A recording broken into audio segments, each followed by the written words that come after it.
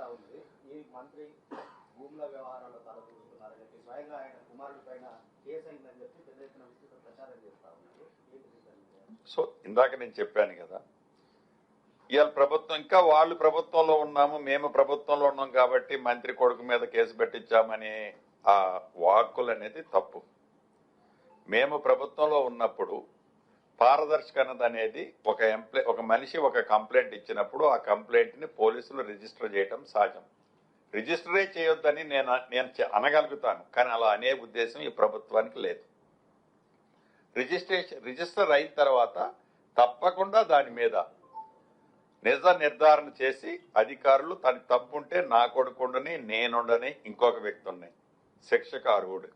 తప్పు లేకపోతే అవతల రాసిన వాళ్ళ గురించి నేనేం మాట్లాడా, వాళ్ళ ఇజ్ఞతకే వదిలేస్తా.